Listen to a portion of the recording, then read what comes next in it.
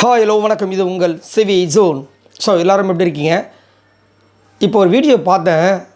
அப்பா, காலையில் 4:25 அப்பயும் வந்துட்டு அந்த பொண்ணு பாத்திரம்லாம் துலக்கிட்டு அந்த அடுப்பு மேடையெல்லாம் சுத்தம் பண்ணிகிட்ருக்காங்க. குட்டி வார்டன் என்ன பண்ணிகிட்ருக்காரு? உடம்பு முடியலையாம். 3 நாளும் பார்த்தீங்கன்னா நைட்டு உடம்பு முடியல போய் படுத்துறாரு.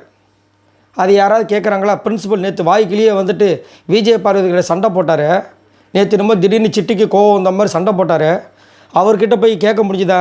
ஏன்னா அவர் திரும்பி கிளிப்பான்னு சொல்லிட்டு பயம் இருக்குது. இப்போ இதில் யாருக்கு முதுகெலும்பு இல்லை? அது அவர் தான் சொல்லணும்.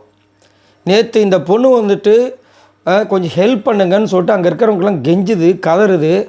ஒருத்தரும் வரல, அமித்தும் வரல. ஏன் கேட்குறாங்க?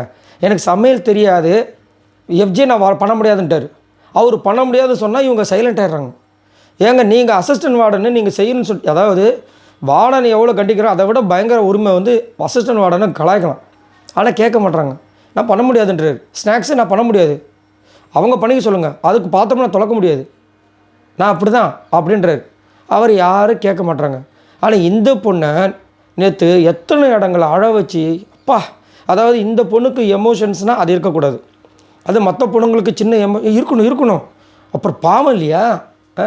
காலையில் 4:30 மணிக்கு எல்லாத்தையும் இது பண்ணி ஆப்போசிட்டில் விக்ரம் அவர் மட்டும் முழிச்சிட்ருக்கார் போல இருக்குது. இவங்க வேலையெல்லாம் செஞ்சிட்ருக்காங்க. எல்லாம் தூங்கிட்டாங்க.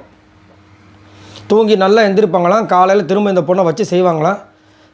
அந்த பொண்ணு அவ்வளோ ஃபீல் பண்ணி சொல்லுது, நான் பண்ணணும்னு சொல்லிட்டு தான் இங்கே உட்காந்து பண்ணிகிட்ருக்கேன்.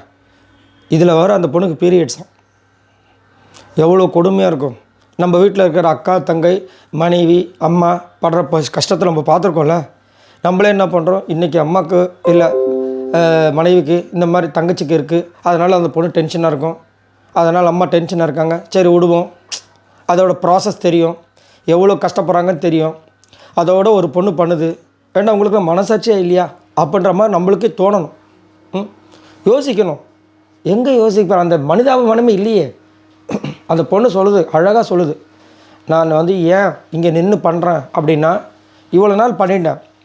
ஆமாம், என் கூட எஃப்ஜிங்க பேர் போய் படுத்து தூங்கிட்டு இருக்கான். என்ன பண்ண முடியும்? எடுத்துட்டேன், முடித்து காட்டணும். எனக்கு சமையல் பற்றி மண்டை ஏறவே இல்லை, என்ன பண்ணுறது? அதேமாதிரி இங்கே பேசுகிறதும் நான் தான், சண்டை போகிறதும் நான் தான், அழுவுறதும் நான் தான், கோவத்தில் வார்த்தையை விடுறதும் நான் தான், சமைக்கிறதும் நான் தான். இதனால் மக்கள் என்ன நினைப்பாங்க? நான் இதெல்லாம் திங்க் பண்ணல, நானாக இருக்கேன், என்னோடய ப்யூர் எமோஷன்ஸ் நான் காட்டிகிட்டே இருக்கேன். அது மக்களுக்கு பிடிக்குதாலும் தெரியல. ஆனால் இவ்வளோ நாள் இருக்கேன் அப்படின்னா மக்களுக்கு ஏதோ பிடிச்சிருக்கு, அதெல்லாம் நம்புகிறேன் அப்படின்னு இப்போ தான் நினைக்கிறாங்க அவங்க. எவ்வளோ இதுங்க சி அதாவது காலையில் இப்போ அது முடிஞ்ச உடனே திரும்ப காலையில் எழுந்திரிச்சு இவங்களுக்கு சமைக்கணும், இவங்களுக்கு கிளப்பி விடணும், லஞ்சு பாக்ஸில் வச்சு அனுப்பணும். மனசாட்சி வேண்டாமா? இப்போ போன வாரம் என்ன பண்ணாங்க? வெள்ளிக்கிழமை முடித்தாங்க. அதுக்கு முந்தின வாரம் வெள்ளிக்கிழமை மதியானமே முடித்தாங்க. சனிக்கிழமை வியாழக்கிழமை முடித்தாங்க. ஆனால் இந்த வாரம் பாருங்கள், வெள்ளிக்கிழமையே ஆரம்பிக்குது டாஸ்க்கு. ஏன்னா பரபரப்பாக போயிட்டுருக்கு. ஏன் பரபரப்பாக போகுது? ஏன்னா சென்டர் ஆஃப் இந்த டாஸ்க்கை சென்டராக இருக்குது யார்? விஜய் பாரு. அந்த ஒரு காரணத்தினால இது பயங்கரமாக போகிறதுனால இந்த வார்டன் அப்படின்ற இடத்துல திவ்யாவோ இல்லை மற்றவங்கள வச்சுருந்தா திவ்யாக்கிட்ட யாரும் நெருங்கியிருக்கவும் மாட்டாங்க. ஐயோ எப்பா, அந்த பொண்ணு அராத்திரா பேச ஆரம்பிச்சதுன்னு அவ்வளோதான் போயிடுவாங்க, முடிஞ்சு போச்சு, வேறு கண்டென்ட் வராது. வேறு யாரை போடுவீங்க? ஒருத்தரை சொல்லுங்கள், கனியாக போட்டிருந்தா வாங்கோ ஊட்டுங்கோ வாங்கோ, அவங்களுக்கு ஹெல்ப் பண்ணுறதுக்கு சபரி வந்துருப்போம். இதெல்லாம் தப்பு கிடையாதுங்க. ஆமாங்க, ரூல்ஸை நான் பிரேக் பண்ணுவேன். அங்கே ஹீரோயிஸத்தை காட்டுவாங்க. ஏன் அந்த ஹீரோயிஸத்தை இங்கே காட்ட வேண்டியதானே? காட்ட மாட்டாங்க. ஏன்னா அந்த பொண்ணு நம்மளுக்கு காண்டு. எது எப்படியோ அந்த பொண்ணு யார் அப்படின்றது இந்த வாரத்தில் சூப்பராக காமிச்சிச்சு. இதுக்கு மேலேயும் அந்த பொண்ணுக்கு காட்டுறதுக்கு ஒன்றும் கிடையாது. திரும்ப அந்த பொண்ணு அப்படி பண்ணிச்சு, இந்த பொண்ணு இப்படி பண்ணிச்சு, திரும்ப அதை பேசி ஒன்றுமே கிடையாது. இப்போ என்ன பண்ணிகிட்ருக்காங்க? எவ்வளோ அழகாக திரும்பி வாழ்கிறாங்க. சூப்பர். அதை பணம். ஆனால் கண்டிப்பாக இந்த விஷயங்கள்லாம் அந்த பொண்ணுக்கு சரியான ஒரு பாசிட்டிவ், அதுவும் அஃபிஷியல் ஓட் எனக்கு நம்பிக்கை இல்லை. பட் நிறைய இடத்துல பார்த்திங்கன்னா அஃபிஷியல் ஓட்டில் அவங்க தான் டாப்பில் இருக்காங்க அப்படின்ற மாதிரி இருக்குது.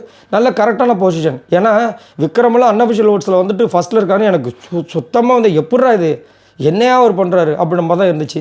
ஸோ இதை பற்றி உங்களோட கருத்துக்களை சொல்லுங்கள். பாய் நண்பர்களே, மறக்காமல் சப்ஸ்கிரைப் பண்ணிட்டு பாருங்கள்.